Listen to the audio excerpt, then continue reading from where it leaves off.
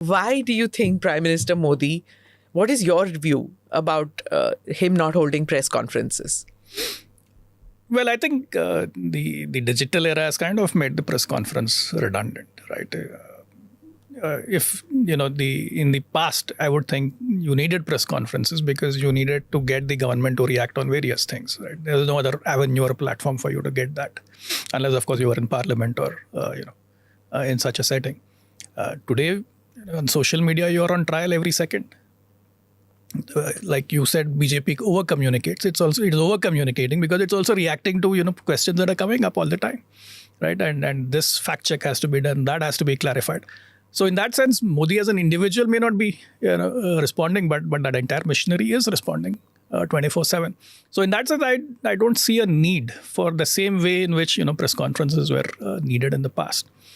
So I think that was primarily to a large extent contributing to that. But he's also held press interactions, right? It's not that he's not done press interactions at all. Perhaps what people want, and I think this is what the Delhi media elite perhaps want, or even the opposition.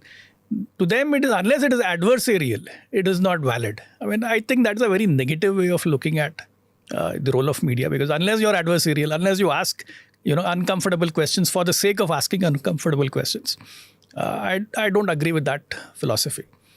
Because the government is being put on trial every day. It's not that negative op-eds have stopped. It's not that difficult columns are not being written. So the government is on trial all the time. It is just that the manner in which the media elite feels satisfied that unless it was an adversarial a gladiatorial interaction with the Prime Minister, it doesn't count. Gladiatorial interaction is the one-on-one interviews which are held. In a press conference, how can it be gladiatorial? Well, it depends. I mean, I've seen press conferences where people ask very hostile questions, and it can get go the other way as well.